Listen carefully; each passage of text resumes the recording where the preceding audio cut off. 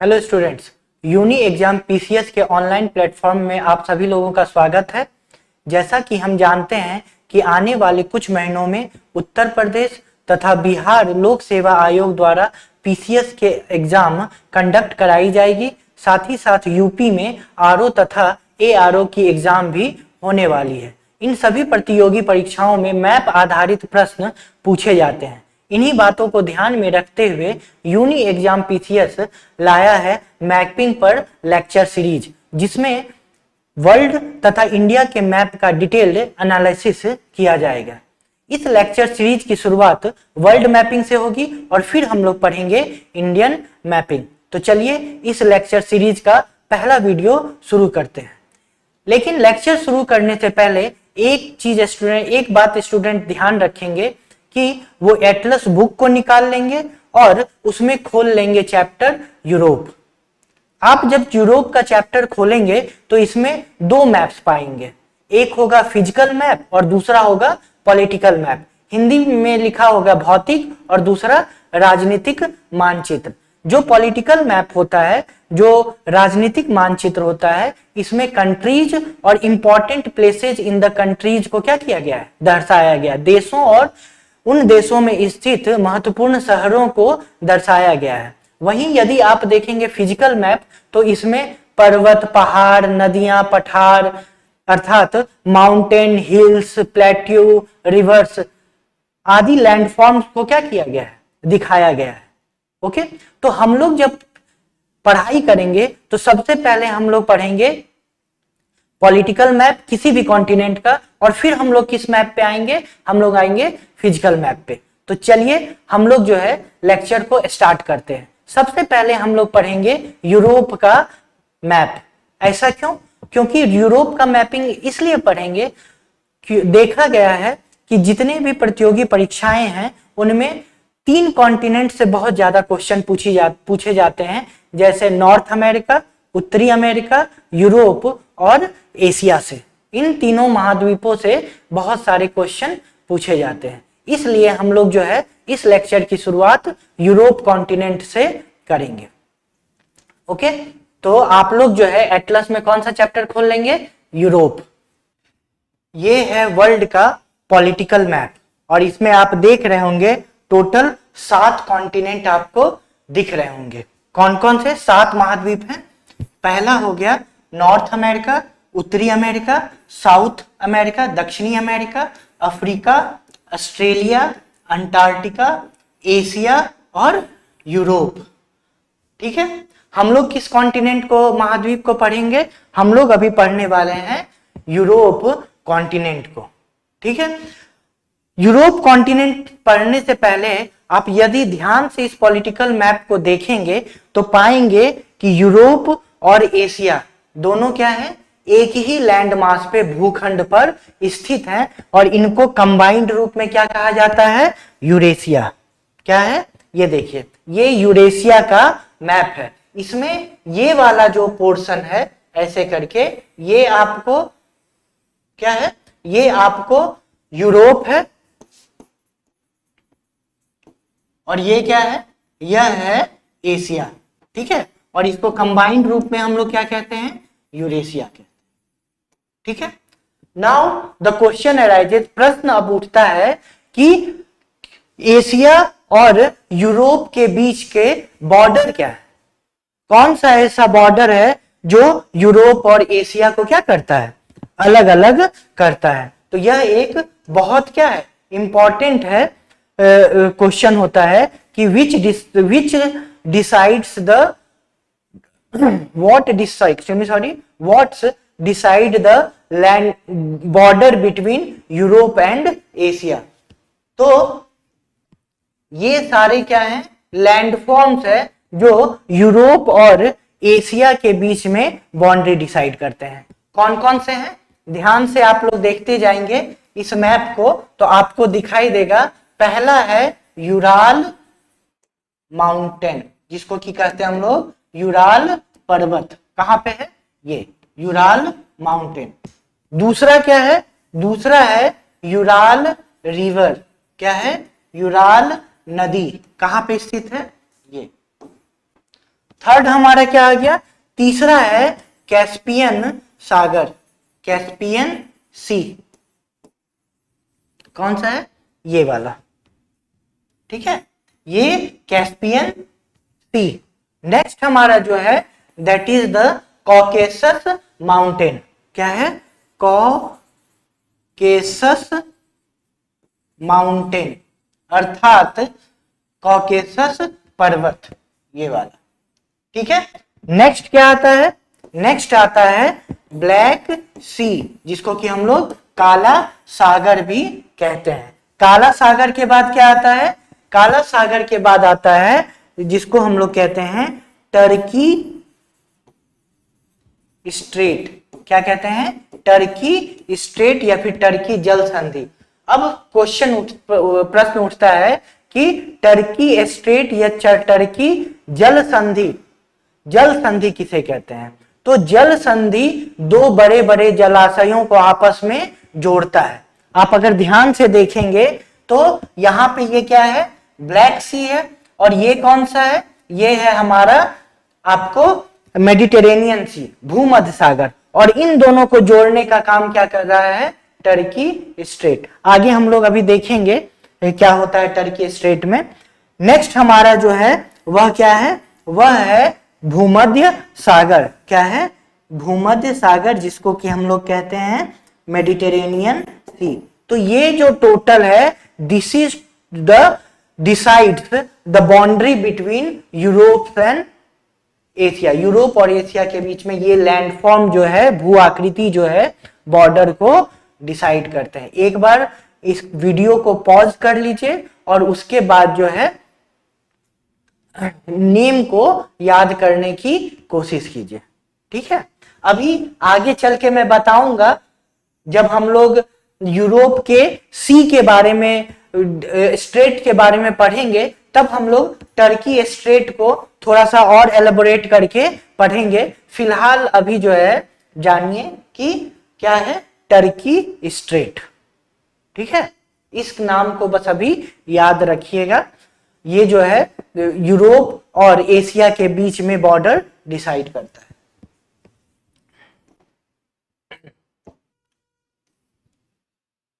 Next, ये है Europe का पॉलिटिकल मैप। आप देख रहे होंगे कि डिफरेंट डिफरेंट कंट्रीज को इसमें क्या किया गया है, लोकेट किया गया है। साथ ही साथ कंट्रीज के साथ साथ आपको क्या नजर आ रहा होगा कि ये कंट्रीज है और ये क्या है, कंट्री का कैपिटल। तो पॉलिटिकल मैप में कंट्री को तो लोकेट ही किया जाता है, साथ ही साथ उसके कैपिटल और उस देश में स्थित महत्वपूर्ण शहरों को भी क्या दर्शाया जाता है। ओके, तो पॉलिटिकल मैप पढ़ने से पहले हम कुछ इंपॉर्टेंट तथ्यों को पढ़ लें जो कि यूरोप से रिलेटेड है। क्या क्या है important facts regarding the Europe, कि यूरोप विश्व का दूसरा सबसे छोटा महाद्वीप है। Europe is the second smallest continent of the world. जो विश्व का सबसे छोटा महाद्वीप या फिर कॉन्टिनेंट कौन सा है, ऑस्ट्रेलिया, ठीक है। और यूरोप का नंबर कौन सा है, सेकेंड स्मॉलेस्ट, दूसरा सबसे छोटा महाद्वीप। ओके, अगर हम इसको विजुअलाइज कराने की कोशिश करें तो यूरोप भारत का जितना क्षेत्रफल है उसका 3 गुना है। कितना है, 3 गुना है भारत का जो साइज है, ठीक है। और अगर चाइना से कंपेयर करें तो यूरोप चाइना के साइज से क्या है, छोटा है। तो अब आपको समझ में आ गया होगा कि यूरोप का क्या साइज है। ओके, नेक्स्ट, यूरोप को जो है क्या कहा जाता है, पेनिनसुला ऑफ पेनिनसुला, मतलब कि प्रायद्वीप का प्रायद्वीप। तो सबसे पहला प्रश्न उठता है कि प्रायद्वीप किसे कहते हैं। प्रायद्वीप का मतलब होता है द लैंड मास, पेनिनसुला क्या क्या मतलब होता है, land mass surrounded by water from 3 side. क्या, वैसा भूखंड जो 3 तरफ से पानी से घिरा हो उसे हम लोग प्रायद्वीप कहते हैं।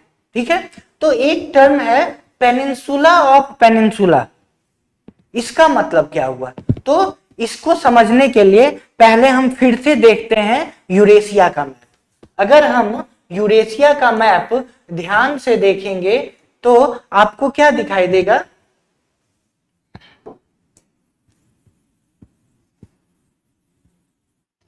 कि ये हमारा क्या है? ये हमारा यूरोप है। ठीक है, और ये क्या है? एशिया, कंबाइंड रूप में यूरेशिया। तो ये जो हमारा भाग है यूरोप, वो यूरेशिया का पेनिनसुला लगता है। वो क्या लगता है? यूरेशिया का प्रायद्वीप लगता है। क्यों प्रायद्वीप लगता है? क्योंकि यह जो यूरेशिया का भाग है यह 3 तरफ से क्या चीज से घिरा हुआ है? पानी से घिरा हुआ है। अगर नॉर्थ में, उत्तर में देखें तो आर्कटिक ओशियन क्या है? आर्कटिक ओशियन स्थित है। ठीक है, वेस्ट में देखें तो अटलांटिक ओशियन स्थित है। ठीक है, और अगर हम लोग साउथ में देखें तो मेडिटेरेनियन सी स्थित है। हिंदी में कहें तो उत्तर में जो है आर्कटिक महासागर, पश्चिम में जो है अटलांटिक महासागर, और दक्षिण में अगर बात करें तो भूमध्य सागर स्थित है। इसलिए यूरोप को यूरेशिया का पेनिनसुला कहते हैं। ठीक है, अब यदि हम लोग यूरोप के मैप को ध्यान से देखें, किसके मैप को? यूरोप के मैप को ध्यान से देखेंगे तो इस यूरोप के मैप में भी आपको कई सारे क्या दिखेंगे? पेनिनसुला दिखेंगे, कई सारे प्रायद्वीप दिखेंगे। एक ये प्रायद्वीप है जिसको आइबेरियन प्रायद्वीप कहते हैं। ये प्रायद्वीप है जिसको जुटलैंड प्रायद्वीप कहते हैं। ये एक प्रायद्वीप है जिसको स्कैंडिनेवियन प्रायद्वीप कहते हैं। यहाँ पे क्रीमिया प्रायद्वीप स्थित है, यहाँ पर बाल्कन प्रायद्वीप स्थित है, यहाँ पर इटालियन प्रायद्वीप स्थित है। तो आप देख रहे हैं कि यूरोप खुद क्या है? यूरोप खुद यूरेशिया का पेनिनसुला है, और इस पेनिनसुला पे भी कई सारे पेनिनसुला क्या है? लोकेटेड है। इसलिए यूरोप को हम लोग क्या कहते हैं? यूरोप को हम लोग कहते हैं पेनिनसुला ऑफ पेनिनसुला।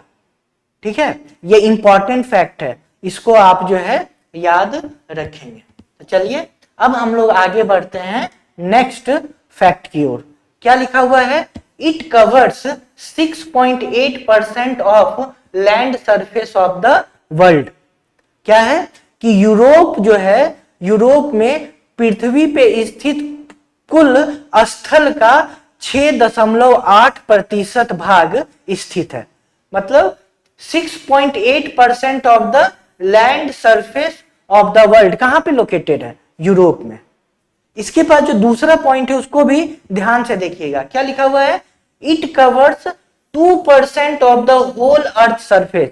यदि हम पूरा पृथ्वी का पूरा जो है सरफेस देखें, अर्थ सरफेस देखें, तो उसका यूरोप में कितना स्थित है? उसका केवल 2% स्थित है। ये बहुत ध्यान से, बारीकी से आपको दोनों स्टेटमेंट को देखना होगा। एक स्टेटमेंट में क्या कहा है?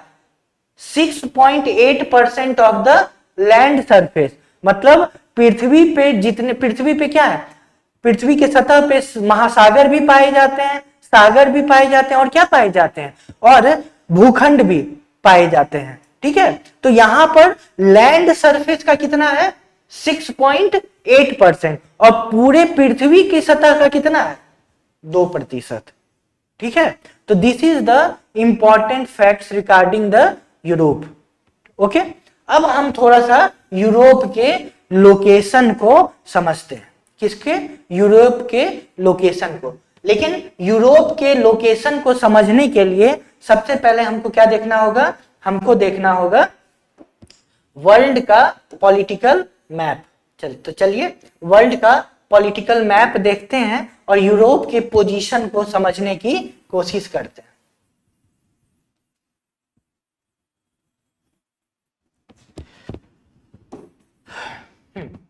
ये है वर्ल्ड का मैप।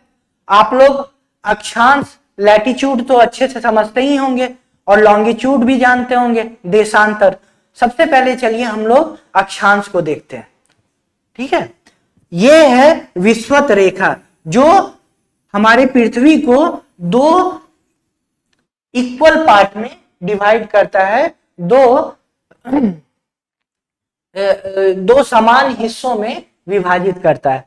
ऊपरी हिस्से को हम लोग कहते हैं उत्तरी गोलार्ध, नॉर्दर्न हेमिस्फीयर, और निचले हिस्से को कहते हैं दक्षिणी गोलार्ध, सदर्न हेमिस्फीयर। ठीक है, इसके बाद जो है दो और इंपॉर्टेंट लैटिट्यूड है जिसको हम लोग पहले मार्क कर लेते हैं। यह है ट्रॉपिक ऑफ कैंसर, जिसको कहते हैं कर्क रेखा, जिसका लैटिट्यूडनल वैल्यू क्या है 23.5 डिग्री नॉर्थ। और दूसरा क्या होता है, दूसरा है ट्रॉपिक ऑफ कैप्रिकॉर्न, जिसको कि हम लोग कहते हैं मकर रेखा, और इसका क्या वैल्यू है लैटिट्यूडनल 23.5 डिग्री साउथ।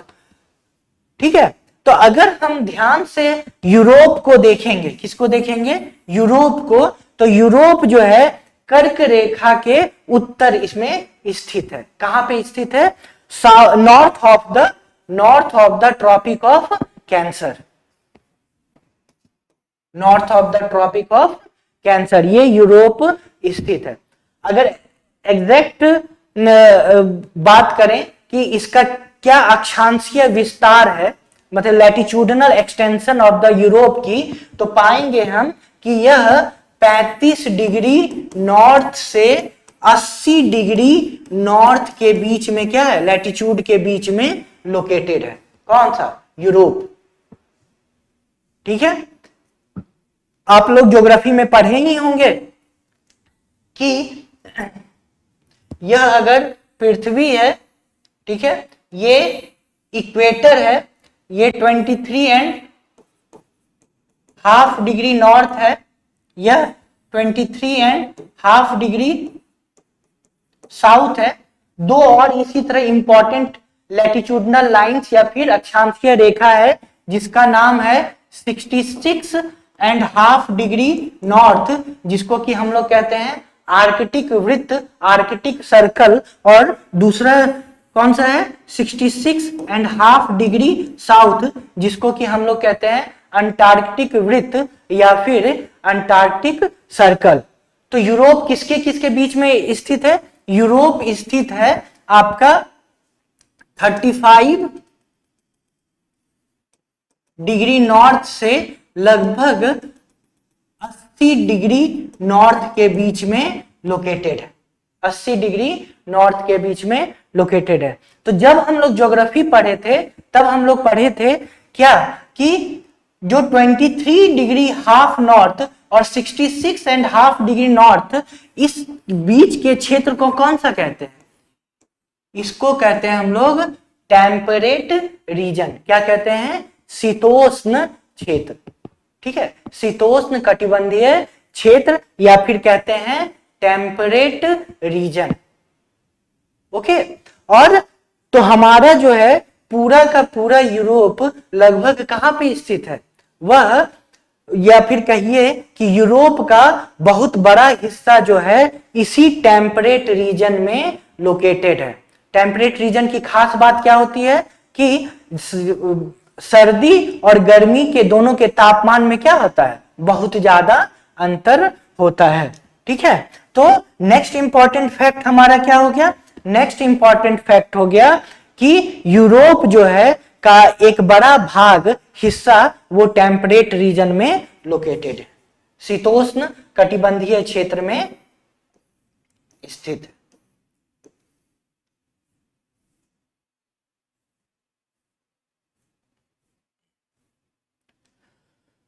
ठीक है, तो क्या लिखा हुआ है, a large part lies in the temperate zone. क्या है, टेम्परेट क्षेत्र में या फिर शीतोष्ण क्षेत्र में स्थित है, as it stretches from 35 degree north to 80 degree north latitude.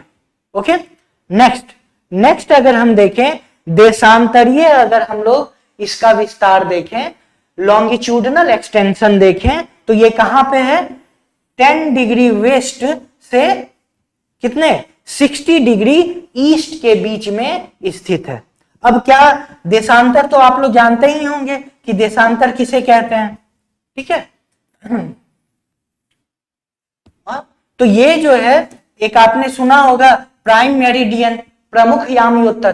प्रमुख याम्योत्तर किसे कहते हैं? जिसका लैटिट्यूड लॉन्गिट्यूडनल वैल्यू कितना होता है? जिसका जो है लॉन्गिट्यूडनल वैल्यू होता है 0 डिग्री, या फिर हम लोग कहे देशांतरीय मान प्रमुख याम्योत्तर का कितना होता है? 0 डिग्री। और इससे जो है राइट हैंड किधर, सॉरी ये इसके यदि हम लोग राइट हैंड जाएं तो इसको हम लोग कहते हैं पूर्वी गोलार्ध। क्या कहते हैं? पूर्वी गोलार्ध। और बाईं तरफ यदि जाएं तो हम लोग इसको कहते हैं पश्चिमी गोलार्ध। क्या कहते हैं? पश्चिमी गोलार्ध। और यह भी आपको मालूम होगा कि 0 डिग्री जो प्रमुख याम्योत्तर या प्राइम मेरिडियन है वह इंग्लैंड के ग्रीनविच से पास करता है। और इंग्लैंड किस कॉन्टिनेंट पे स्थित है? इंग्लैंड स्थित है आपका यूरोपियन कॉन्टिनेंट पे, यूरोपियन महाद्वीप पर स्थित है इंग्लैंड। ओके, तो इसका मतलब हो गया कि अगर आप ध्यान से वर्ल्ड के मैप को देखेंगे यहां पर,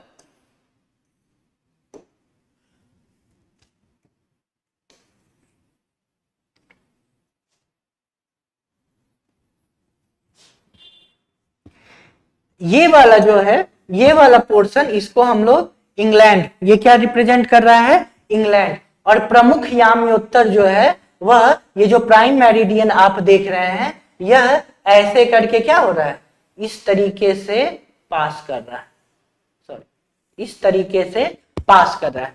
तो कुछ हिस्सा जो है यूरोप का वो किधर है? वह है पूर्वी गोलार्ध में। और कुछ हिस्सा कहां पे है? वह है पश्चिमी गोलार्ध में। वो कहां पे है? पश्चिमी गोलार्ध में है।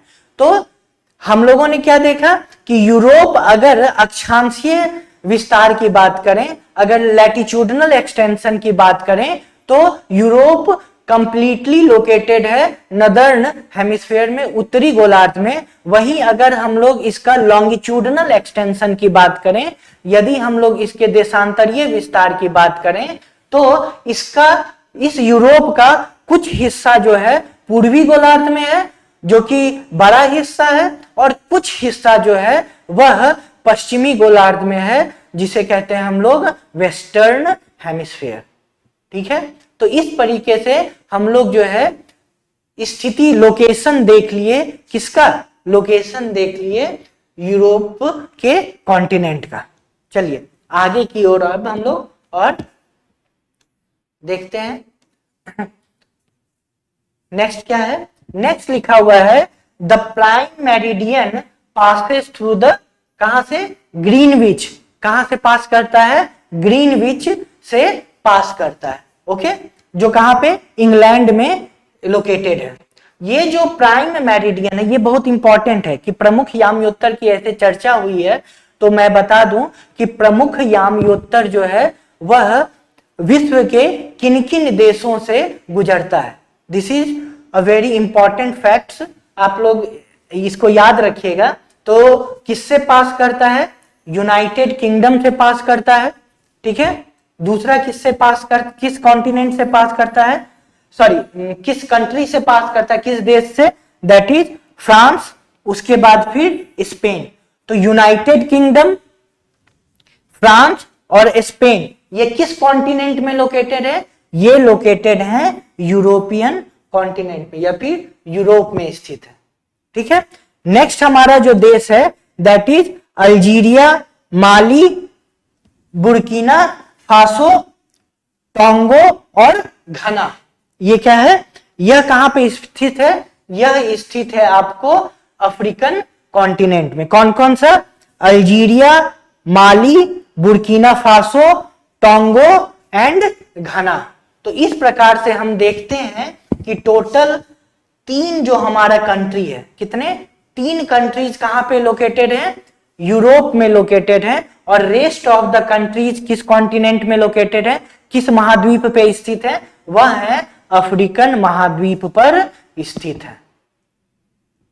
ठीक है, अब जो है हम स्टार्ट करते हैं ये पॉलिटिकल मैप ऑफ यूरोप। अब देखते हैं कि यूरोप कॉन्टिनेंट में कौन कौन से देश स्थित हैं। ठीक है, ये क्या थे, ये थे important facts regarding the European continent. और हम अब जो पढ़ने जा रहे हैं वो क्या है, वह है पॉलिटिकल मैप ऑफ यूरोप, या फिर यूरोप पे स्थित विभिन्न देशों के बारे में। चलिए स्टार्ट करते हैं।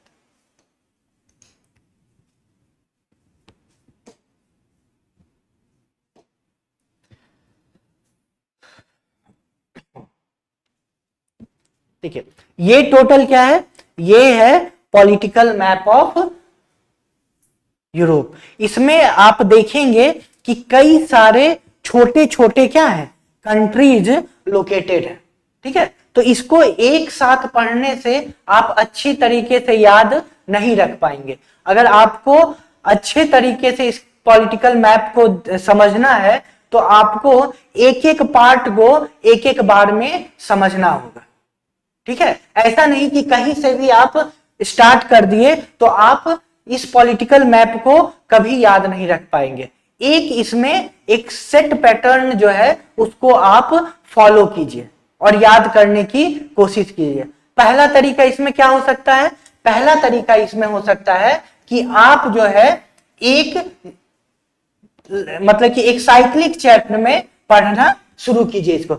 पहले हम पढ़ लिए यूरोप के नॉर्दर्न हिस्से को, फिर कहां पे आ गए, फिर हम आ गए यूरोप के जो है वो क्या कहते हैं साउथ वेस्टर्न हिस्से को, मतलब कि दक्षिण पश्चिमी हिस्से को पढ़ लिए। और तब फिर हम जो है यह मिडिल पोर्शन ऑफ द हम जो है यूरोप को पढ़ना शुरू करेंगे। और जब हम यूरोप के मिडिल पोर्शन को पढ़ना शुरू भी करेंगे तब हम लोग एक सेंटर अपना लेंगे, जैसे कि हमने अपना लिया ऑस्ट्रिया। ठीक है, अब फिर ऑस्ट्रिया के चारों ओर स्थित देशों को पढ़ लिया। तो इस प्रकार हम इसको जो है पढ़ेंगे पार्ट वाइज पार्ट। यदि सब कंट्रीज को एक साथ लेके हम लोग पढ़ना शुरू कर दिए तो कुछ इसमें समझ नहीं आएगा और आपको याद नहीं रह पाएगा।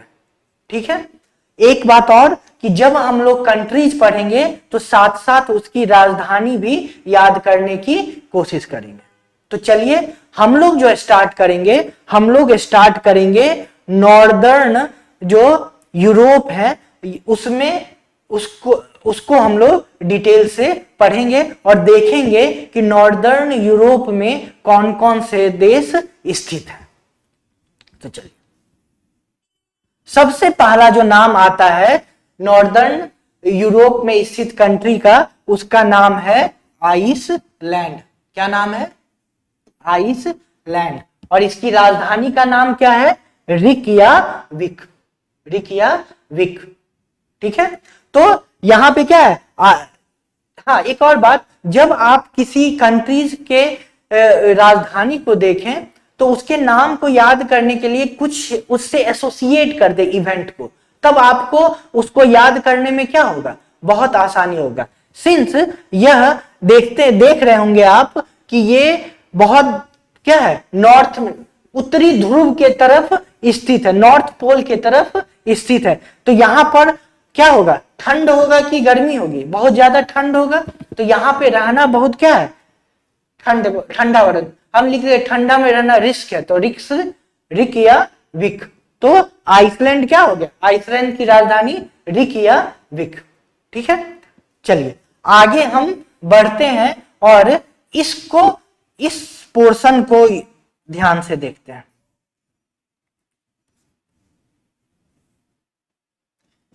यदि इस पोर्शन को हम ध्यान से देखेंगे, इस वाले पोर्शन को, ठीक है, तो यहां पर टोटल 1, 2, 3 और 4 continent, sorry 4 countries, extremely sorry, 4 countries located हैं। वह कौन से हैं, Norway, Sweden, Finland and Denmark.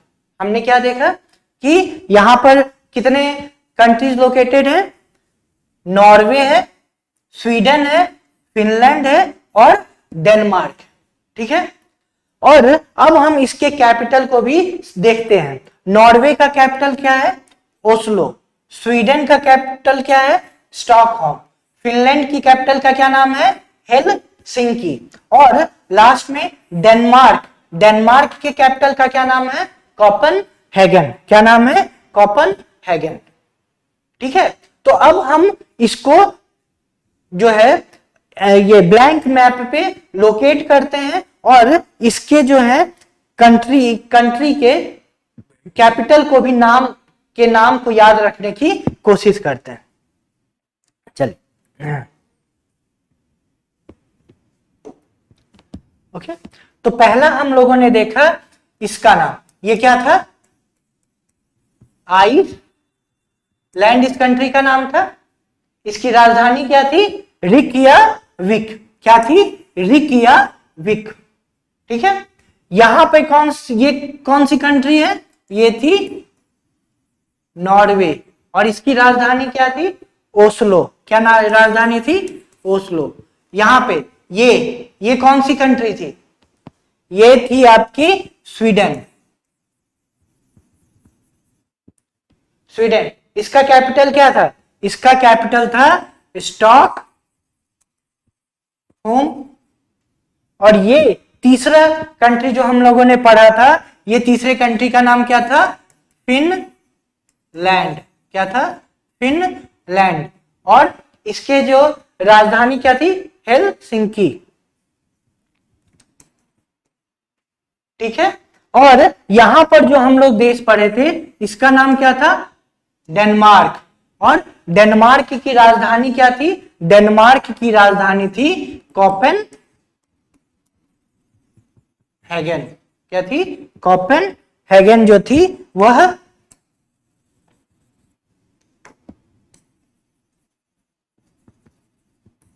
किसकी राजधानी थी? डेनमार्क की राजधानी। तो फिर से एक बार वीडियो को पॉज कीजिए और ट्राई कीजिए इन सारे 4 कंट्रीज, कितने कंट्रीज हो गए? 1 2 3 4 और 5 कंट्रीज को लोकेट करने की अपने मैप में कोशिश कीजिए। ओके, तो फिर से एक बार जो है हम लोग जो है पॉलिटिकल मैप आप पे अच्छे से देखें, और अब हम कुछ जो है इंपॉर्टेंट फैक्ट्स इस सारे कंट्रीज के कैपिटल या फिर से इस कंट्री के कैपिटल से एसोसिएटेड कुछ इंपॉर्टेंट फैक्ट्स को समझें। ये जो रिकयाविक है, क्या है? रिकयाविक, यह विश्व का नॉर्दर्न मोस्ट कैपिटल है। मतलब कि विश्व के सबसे उत्तर में स्थित कोई राजधानी है, उसका नाम क्या है? रिकयाविक। दूसरा हमारा नॉर्वे। नॉर्वे का क्या है कैपिटल? ओस्लो। ओस्लो, जब भी आपको टर्म सुनेंगे तो आपको याद होगा Nobel peace prize. Nobel prize कई कैटेगरी में दिया जाता है, उसमें एक कैटेगरी कौन सा है? Peace prize. तो ये नॉर्वे का जो कैपिटल ओस्लो है, यहां पे से क्या चीज रिलेटेड है? यहां से रिलेटेड है नोबेल का पीस प्राइज। ओके, नॉर्वेगियन जो पार्लियामेंट है उसके द्वारा एक कमिटी स्थापित की जाती है और वह कमिटी जो है नोबेल पीस प्राइज का डिसीजन लेती है। दूसरा हमारा कौन सा है? स्वीडन। स्वीडन की राजधानी कौन सी है? स्टॉकहोम। स्टॉकहोम में आपको कई फैक्ट्स, बहुत इंपॉर्टेंट ये कैपिटल है, इससे रिलेटेड कई इंपॉर्टेंट फैक्ट्स हैं। जैसे कि विश्व में सबसे पहले जो है इन्वायरमेंट से रिलेटेड यदि कॉन्फ्रेंस हुआ था 1972 में, तो वो कहां हुआ था? स्टॉकहोम में हुआ था। और वहां पे आपको याद होगा कि जब इंडिया में 1976 में 42वां संशोधन लाया गया था, तब हमारे संविधान में जो है कुछ जो प्रोविजन या आर्टिकल थे वो इन्वायरमेंट से रिलेटेड ऐड किए गए थे। ये किस चीज का रिजल्ट था? यह स्टॉकहोम में हुए जो एनवायरनमेंट से रिलेटेड कॉन्फ्रेंस थे उसी से इंस्पायर्ड होके यहाँ पर जो है हमारे कॉन्स्टिट्यूशन में जो है एनवायरनमेंट से रिलेटेड प्रोविजन को ऐड किया गया था।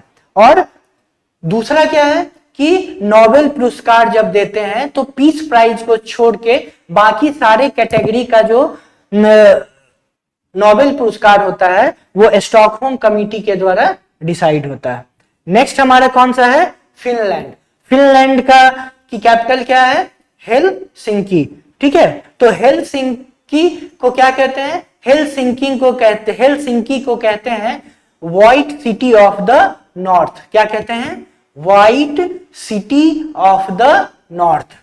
ठीक है, अब इसको याद करने का तरीका यहां तो आप देख ही लिए, आइसलैंड जो है वो रिकयाविक, फिन और सिन, तो फिनलैंड और हेलसिंकी। उसके बाद फिर स्वीडन और स्टॉक, एस से है स्वीडन, और स्वीट होम भी कह सकते करके स्टॉक होम कहते हैं, तो स्वीट होम से आप इसको याद रख लीजिए। नेक्स्ट क्या है, नॉर्वे और ओस्लो। ठीक है, तो नो और ओ ऐसे करके आप इसको क्या कर सकते हैं, रिलेट कर सकते हैं। ठीक है, चलिए नेक्स्ट जो हमारा इंपॉर्टेंट फैक्ट है वह किससे रिलेटेड है, हाँ एक हम लोग कंट्री भूल गए, जो कौन सी थी, डेनमार्क। डेनमार्क की राजधानी क्या है, कोपेनहेगन। तो कोपेनहेगन जो है एक द्वीप पे स्थित है जिसका नाम है जीलैंड। क्या नाम है द्वीप का नाम है जीलैंड। इस पर कोपेनहेगन क्या है, स्थित है। ओके, और जो ये डेनमार्क जो है का ये शहर, यह अपने मिल्क के प्रोडक्ट के एक्सपोर्ट के लिए क्या होता है, जाना जाता है।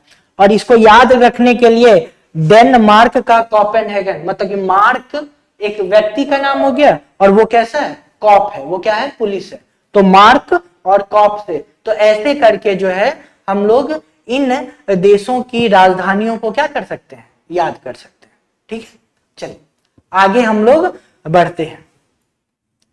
अब जो है इन जो पांचों कंट्री हैं, इन पांचों कंट्री से रिलेटेड कुछ इंपॉर्टेंट टर्म्स है जिसको कि हमको समझना है, और इससे कई क्वेश्चन जो है एग्जाम में या फिर कॉम्पिटिटिव एग्जाम में पूछे जाते हैं। ठीक है, वो टर्म क्या है,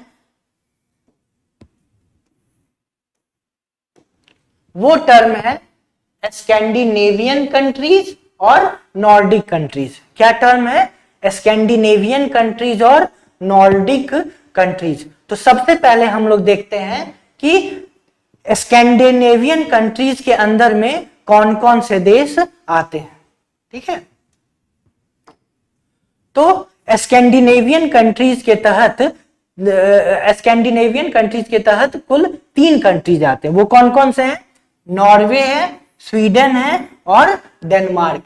कौन कौन सा, नॉर्वे, स्वीडन और डेनमार्क। ये तीनों जो कंट्री हैं दे आर कल्चरली सेम। तो स्कैंडिनेवियन कंट्री का है ऐसा ग्रुप ऑफ कंट्रीज है जो कल्चरली, लैंग्वेज में, लिंग्विस्टिकली क्या है, भाषा के आधार पर समानता बहुत ज्यादा पाई जाती है। तो वो कौन कौन से 3 देश हैं, नॉर्वे, स्वीडन और डेनमार्क। ठीक है, तो इसको एक बार वीडियो को पॉज कर लीजिए और याद करने की कोशिश कीजिए। स्कैंडिनेवियन कंट्री कौन कौन से हो गए, नॉर्वे,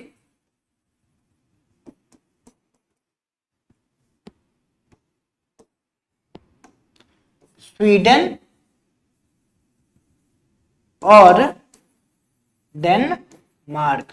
याद रखिएगा इसमें फिनलैंड को कंसीडर नहीं किया जाता है, केवल नॉर्वे, स्वीडन और डेनमार्क को ही क्या किया जाता है, कंसीडर किया जाता है। चलिए अगला जो है ग्रुप ऑफ कंट्रीज का नाम, जिसका नाम क्या है, नॉर्डिक। क्या नाम है, नॉर्डिक। नॉर्डिक का सिंपल सा मतलब होता है नॉर्थ। क्या मतलब होता है, नॉर्थ। इसमें किन किन देशों को शामिल किया गया है और किन किन द्वीपों को शामिल किया गया है, आइलैंड को, उसको देखते हैं। आप ध्यान से देखिएगा तो क्या है, Norway, Sweden, Finland, Aland, Denmark, Faroe Island, Svalbard Island, Greenland Island और जॉन मेयन को हम लोग क्या करते हैं, इसमें जो है हम लोग कंसीडर करते हैं। किसमें, नॉर्डिक कंट्री।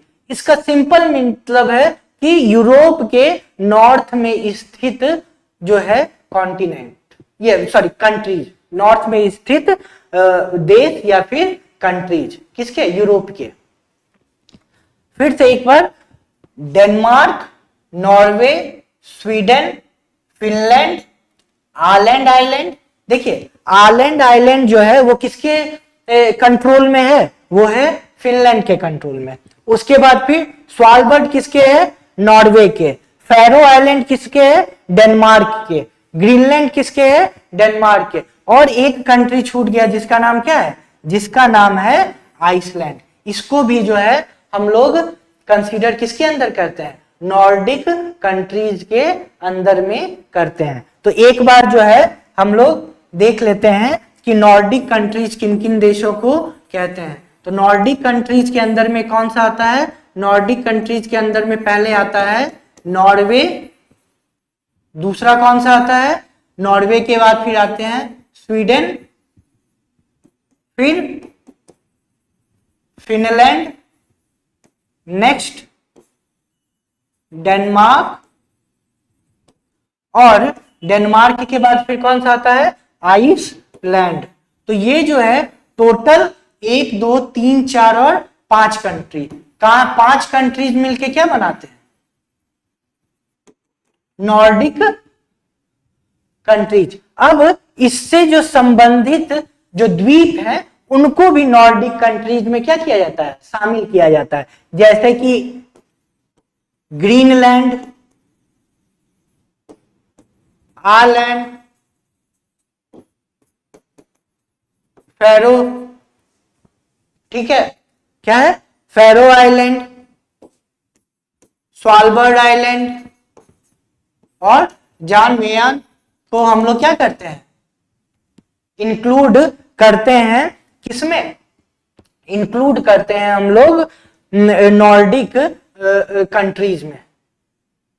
इसलिए ये द्वीप भी इंपॉर्टेंट है, क्योंकि जब हम लोग स्कैंडिनेवियन कंट्री देख रहे थे तो स्कैंडिनेवियन कंट्रीज में हम लोग क्या देखे थे, हम लोग केवल फिनलैंड को, ये सॉरी एक्सट्रीमली सॉरी, हम लोग किसको देखे थे, नॉर्वे को देखे थे। नॉर्वे के बाद स्वीडन को देखे और स्वीडन के बाद डेनमार्क को देखे। स्कैंडिनेवियन कंट्री में नॉर्वे को देखे, स्वीडन को देखे और किसको देखे, डेनमार्क को देखे।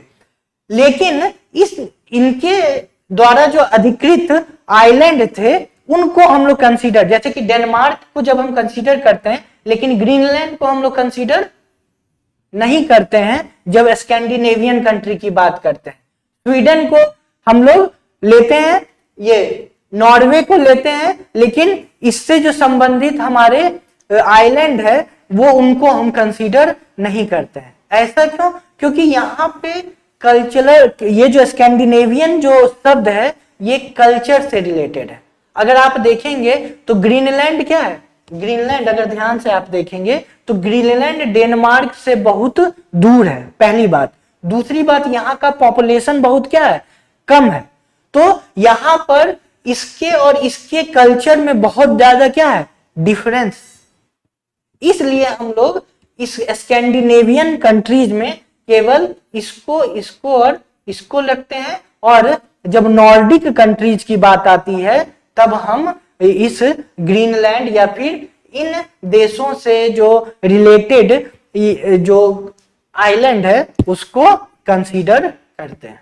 ठीक है, चलिए इस पे एक हम लोग क्वेश्चन सॉल्व कर लेते हैं।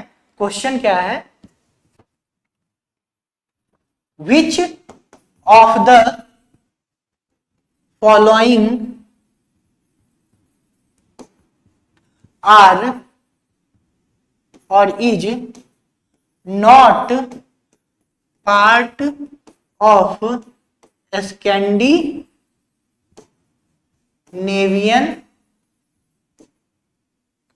ग्रुप। पहला ग्रीनलैंड, दूसरा फिनलैंड, तीसरा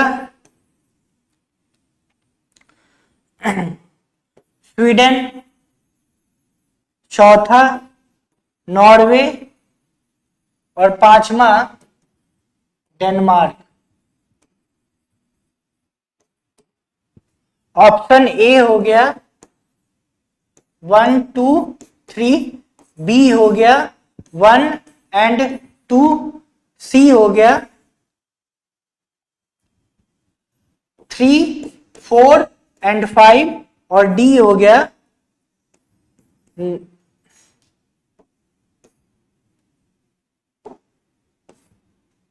ऑल ऑफ देम। तो वीडियो को पॉज कीजिए और इसका आंसर ढूंढिए कि निम्नलिखित में से किसको या फिर कौन स्कैंडिनेवियन ग्रुप का पार्ट नहीं है, नहीं है।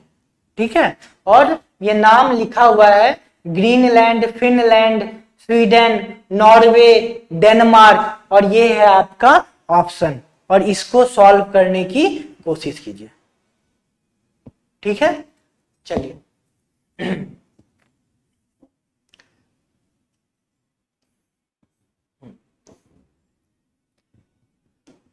ये आप जो है यहां पे देख सकते हैं स्कैंडिनेविया किसको किसको, डेनमार्क, और यहां पे कौन सा आ गया, नॉर्वे हो गया, और ये स्वीडन हो गया। नॉर्डिक कंट्री में कौन कौन सा आ गया, island, Denmark, Faroe Island, Finland, Greenland, Iceland, Norway और स्वीडन। इस सभी को हम लोग क्या कहते हैं, ये जो है एक और शब्द आया स्कैंडिनेवियन पेनिनसुला। क्या शब्द आया, स्कैंडिनेवियन पेनिनसुला। तो देख लीजिए ध्यान से कि स्कैंडिनेवियन जो है पेनिनसुला, उसको हम किसे कहते हैं।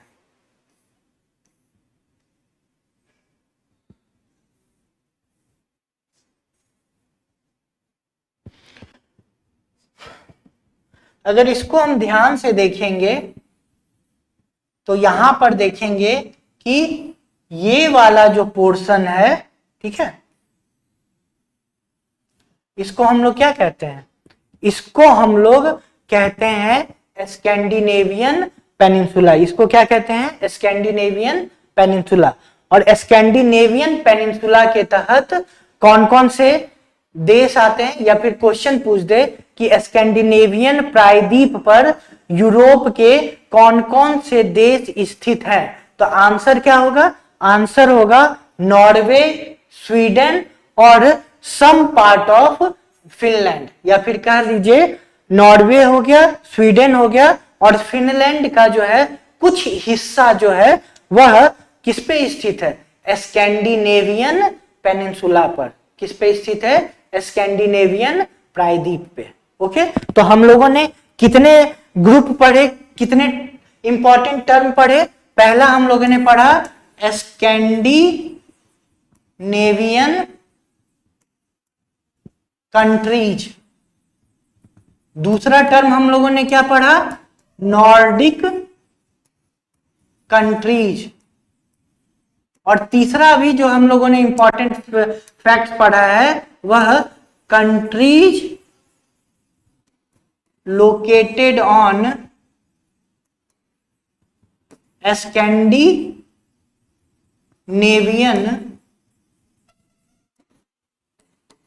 पेनिनसुला।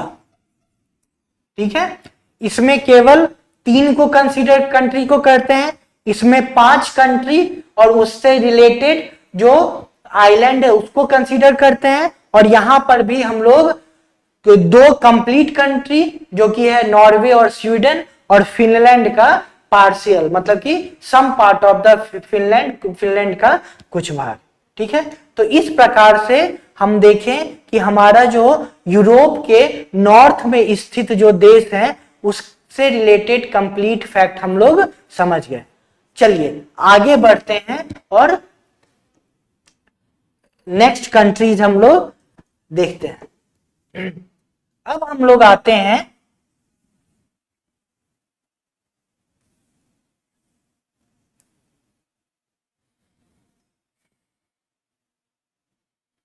इस दो इंपॉर्टेंट द्वीप पे। ये क्या है? इस दो इंपॉर्टेंट, एक कंट्री का नाम क्या है? यूनाइटेड किंगडम, और दूसरे का क्या नाम है? आयरलैंड। ठीक है, तो ये दो इंपॉर्टेंट जो है, अब हम लोग कंट्री को देखते हैं और देखते हैं कि इससे रिलेटेड इंपॉर्टेंट टर्म्स या फैक्ट क्या क्या है। ठीक है, तो यहां पर क्या देख रहे हैं? यूनाइटेड किंगडम की राजधानी क्या हो गई? लंदन। और यहां पर आयरलैंड की राजधानी यहां पे क्या हो गई? डबलिन। क्या है? डबलिन। इनफैक्ट इसको हम लोग कहते हैं रिपब्लिक ऑफ आयरलैंड। क्या कहते हैं? आयरलैंड का गणराज्य, रिपब्लिक ऑफ आयरलैंड। और इसको हम लोग, इस कंप्लीट को क्या कहते हैं? United kingdom. तो चलिए इससे इंपॉर्टेंट रिलेटेड जो है टर्म्स है हम लोग देखते हैं, या फिर इससे रिलेटेड इंपॉर्टेंट टर्म।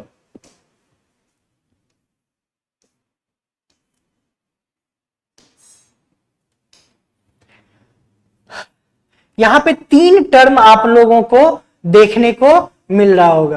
पहला टर्म है जिसको कि हम लोग कहते हैं ग्रेट ब्रिटेन। टर्म क्या है? Great Britain.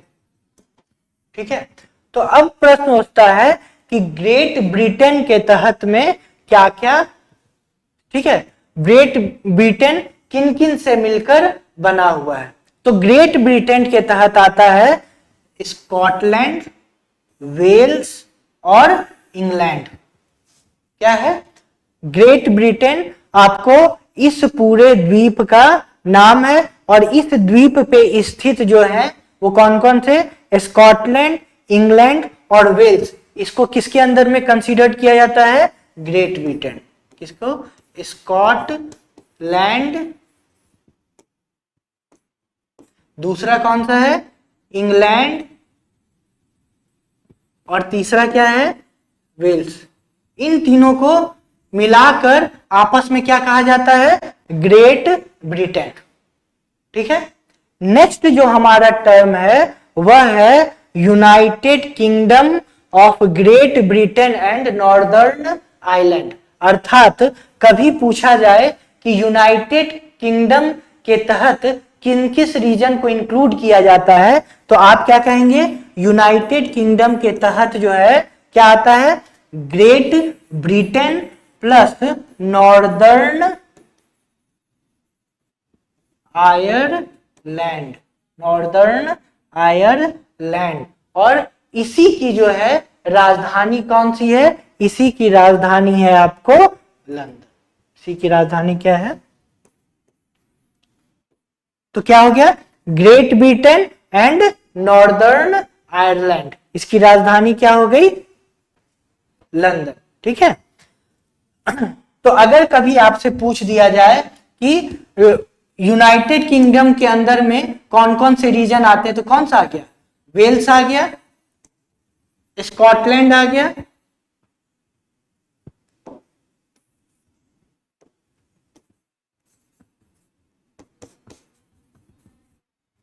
और कौन सा आ गया? वेल्स हो गया, स्कॉटलैंड हो गया, उसके बाद फिर आपका इंग्लैंड हो गया, और क्या हो गया? Northern Ireland. ठीक है, नेक्स्ट हमारा जो है वह है कौन सा टर्म है? टर्म है ब्रिटिश आयल। क्या नाम है? British oil. अब ब्रिटिश आयल के अंदर में एक ये द्वीप और ये द्वीप, दोनों को क्या करते हैं? एक साथ इंक्लूड कर देते हैं, और उस रीजन को हम लोग क्या कहते हैं? British Isles. तो ब्रिटिश आयल के तहत क्या हो गया?